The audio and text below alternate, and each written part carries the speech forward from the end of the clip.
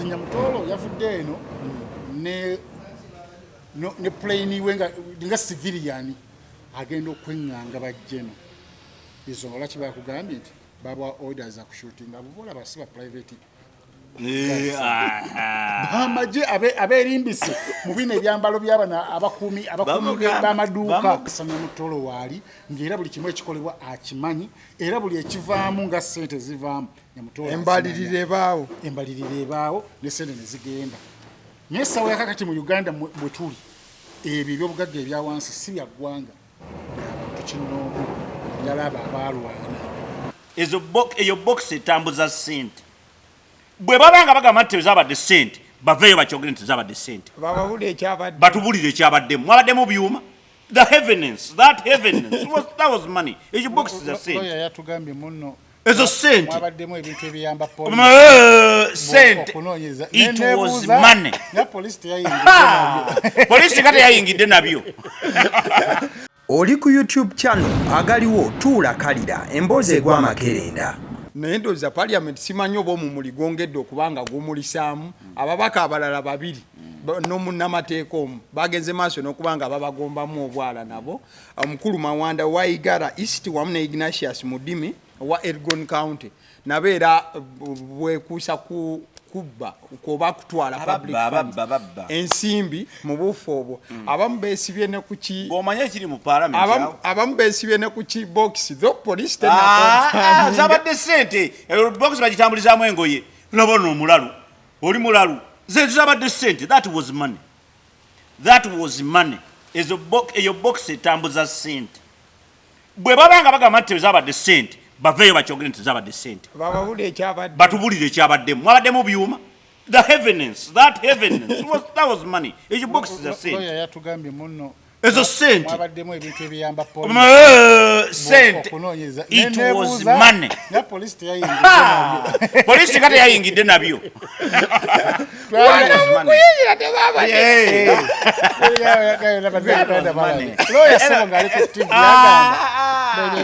it was money honorable yafulumye n'obucupa bw'amazzi bwonna kiki ekyawadde anti zino ssente zaadde zimutuyanya toziza bukisazi ekimu yabadde amaze okutegeera nti gyalaga tebajja muwa amazzi n'agamba omukyala nti mpa obucupa ngende nago alinamuneka pulesi olwaki babba nga balina ebizibu. So anyway, the idea is this about the money. Boy babatuusa kawungeezi okakana nga limande bakutte. Oliriza ekizibu ekiriwo nakikugamba luli naye kugamba nti ekimu ku bifo ebitulumizza ng'Abannayuganda ye parliament. Parliament eyo tekyalina makulu ago ge mazima olw'ensonga abantu abagiyingiramu si be batufu begibeeramu. Abantu bayingira mu parliament nga banoonya ssente, abantu bayingira mu parliament nga banoonya kuzimba nyumba, abantu bayingira mu parliament nga batandika business. Kati parliament yafuuka ekifo ekisinga okubaamu ssente nnyingi mu Uganda. Katale kakati ekintu kyonna ekirimu okuba nti abantu bayingiramu with different interests.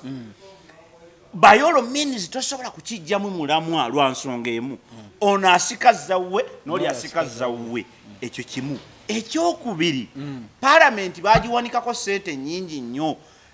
Ssente zino buli lwe zibeera nga zitambulira mu protocol ennene twakyogerako olulala kyova olaba nti za bubbi. Teweetaaga parliament approval essente zino okugenda mu bitongole eby'enjawulo. Era olaba buli kitongole ebitongole byonna biri crippled ebya gavumenti naye ng'ate bifuna ssente golooza lwaki. Bana ba parliamentarians bayita ba MD b'ebitongole nti gwokulira woota jangu gwokuli kati nja kwogera ne ku woota namuŋŋoono jawulira jangu Bukenya tugenda kuyisa biliyoni ze mwasaba biliyoni ameka asatu naye no tuwaako biliyoni 10 bw'oba oyagala tukikole ki tukiyiseewo. Jjukira balina obukiiko bwabwe eyo kati nga bagamba nti kiyiseewo njabba biliyoni za 10. Kati bwe okiyisa biliyoni 10 ne bazikuwa ne bazibawa bo kye bakola ogwabe gwa kudifendinga kitongole ekyo buli wekikola ebitajjansa ku defendinga budget egende maaso n'okuyita ba defendinga budget wano eyite sente obuzifune zijje ku akaunti yo ng'ekitongole ate zibouncing back in terms of kickback bagiyita kickback ne zibouncing back ne babawa bano abakiisizaawo kakati ate ne guba mulimu gw'abano bano abakiisizaawo okudefendinga ekitongole incompetence mu kitongole tinga tulaba gundi ekitongole kyammwe ekyamazi mubaleke kubanga ekyuma tekiteeka ku fulo jjukira palamenti amaanyi gaayo gonna ne parliamentariani yenna amaanyi ge tegabeera mu lukuubo gabeera ku floor of parliament kusaidio dakika emu bbiri kikyoyogerako tutandise omusingi omutuufu okuba nti no tukyagomba abantu bano bagenda maaso okugombebwamu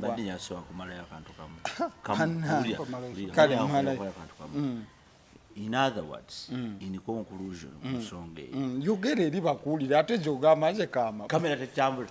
yogera in conclusion ku nsonga eyo gye mbagamba ebitongole byaffe bya gavumenti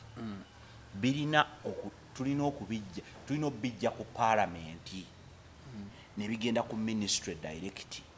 ontegedde ne sente nga teziyita mu palamenti kubanga abantu bali mu palamenti banaku ba MP baffe basinga obungi bagenda ogenda mu palamenti nga tebalina na mmotoka ze bavuga ochegedde so kati tulina okukyusa palamenti ne tugisalasalamu palamenti nefuuka ntono ne tumanya tulina ba MPs nga 15 mu Uganda ensonga yo awo waliwo baddikawo ne weebuuza lwaki obuli bw'enguzi buli nnyo mu bamemba ba paliamenti ne baminisita kati omuntu ayingira paliamenti atatunuulidde miliyoni 3 zagenda funa mu mwezi zokka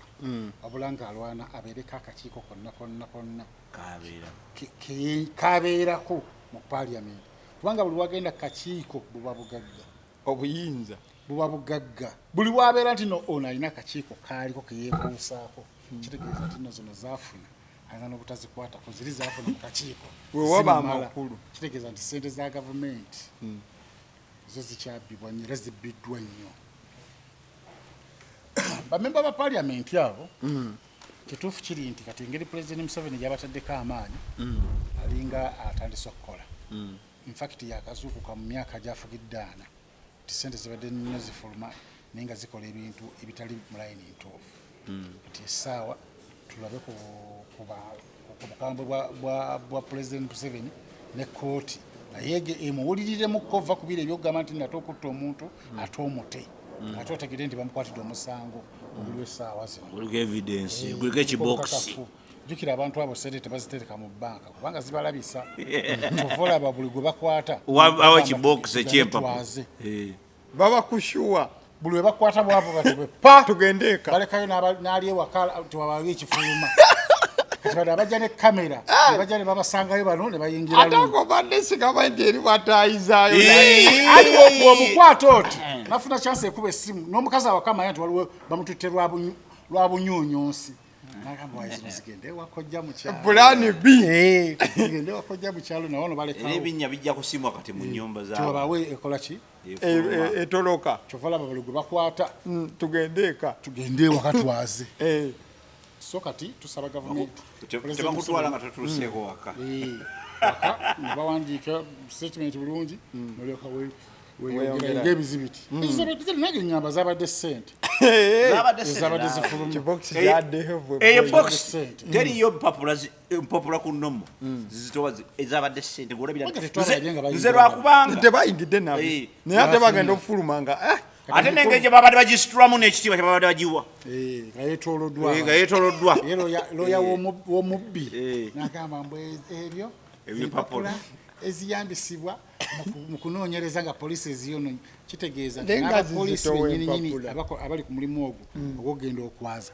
abafunirawo chance egaggawala bye bajja eno si bye batuuse eri awo mu transit yawo wabeerawo ebitoolebwako tebiri ku likodi kabanga eza sipapa eza sipapa wa mu transit yao obempeyo yali tumusanze n'emitwalo 7 ya dola mumenya jali 15 kale olaba polisi kuzimba makalo gamba mitwalo 3 jafuna naye omanyi lwaki nga tuvudde awo Edirisa Kenzo omusuuza ebintu byadde no tebigenda kubeera birungi ku saidi ye omukyala Honorable Phiona Nyamutooro yadde ayina jagenze eyo mu birombe Geyasimatusse okubwa Amasasi lunaku lumu emabega olw'ensonga nti kigambibwa we yabadde agenze baadde bakola illegal mining oba okusima okw'ebyobugagga naye nga tebalina license n'ebiringa ebyo kati ba security guard bye yasanzeewo babadde balina order ya kushootinga so gye byakidde nga olutalo wakati wa security ye oba abasirikale wamu n'abakodizeri yadde private company ey'aba security guard then gye byakidde olutalo lwabadde lumu ani abalagidde okushootinga kubeerawo nale bw'obwedda kyabuuza bana badde bebagaze nga bakookinga n'emmundu ani abalagidde like dakikemu kwekyo problem gye tulina okusolovinga kubanze ntunulira nnyo solving problems than lamenting about them eggwanga lyaffe lirina messi nene mu bintu ebifaana bwe bityo mining abantu aba mining nga tebaba ba bulijjo ekyo njagala okitegeera ebirombe ebyo si by'abantu ba bulijjo Bukenya tasobola ku mining talina bukugu nkufunye tugende maaso okufunye si bantu ba bulijjo mining si kuvuga mmotoka nti every Tom and Dick asookera ku makya n'agamba kanvuga emmotoka oba vuga boda boda ontegedde mining oli bw'ataba jeno aba meja bw'ataba meja aba lieutenant mining wa abantu abenkana bo bayinza okuba si meja naye nga yenkana nabo mu kuleva eyo kakati ekitera okubeera ku mining zeezo kubanga ekisookera ddala eggwanga mwalitunda ebintu biriko bannyini baabyo kuleva eyo alina ddala talina completely kakati mukwano gwaffe Nyamutooro ye yakitutte mu ngeri eri right ngalooza nti ayinza okuba ng'abakesisi ebajja kaduuka ako ne bagamba nti license eruwa ontegedde ebyo ebintu ebimu era njagala okumulabula ebintu ebimu alina obigenda empola genda investigate because they have all the resources. That is what she was doing. Underground like otuka nga tobagambye onaku lumu abatulaba nja kuba ekisajja kino oluyi on purpose tugende kitegeere kuba lumu kyesiriwaza investigation president na wano we tuli waali gokimanyi kati waliwo bambega tosobola kubanga president amanyi nti aba basajja president nga akola investigations president afuna briefing almost every other minute katulira anaweza kwa kufuna briefing zes n'amanya nti security briefing nti kulwe Masaka kiria kulwe Mukono kiria kulwe wa kiria okigedde naye byabefuna atya alina resources ebyo tasobola bikolanga mwami muzeeyi Museveni Kaguta nga ye tasobola bikola naye alina resources office ye erina sente ezimala okuinvestigatinga issue yonna n'agituuka ku conclusion. Kakati bano abantu baffe abamu ba minister bayingiramu kamera ontegedde baagala nnyo kamera kati mu kwagala kamera oyinza okufuna ekizibu ekinene. Let me tell you, investigate the issue. Otegeere nti investigation gundi mining eyo yani ti ya basi bwebe mining eri mateeka ontegedde tulemo tukole ebintu kati tunoonya bunoonya accountability nti kabanda benga nange nina kyenkola kyenkola naye kubanga awo tufunire obuzibu ontegedde kola investigation kubanga sente ezo zirina gwe tolina kugendayo funa omuntu nga Bukenya mu $1,500,000 mugambe Bukenya gendo osaba omulimu mu mining gundi eyo gendo saba omulimu agufune atandike n'okusima agandi tusima saawa 6 ez'ekiro atandike n'okusima asimire wiiki satu nga bamanyi mukozi sajja ne kyebaleeta kinene kikola kumbe batwala bukenya kikola kumbe embega kitandika okugira infe yaddala otherwise awo tolina information gyonza kufuna nga olina kamera ogenze otuuse wali ebyo oba just oyagala kulaga ffe nti okola kati ate ekyo kyekibi ekyo kyekizibu kyaffe nti abakulembeze baffe bakolera nnyo mu kwagala okubalaba nti bannange oyo ngaakola nnyo obwo bwe buzibu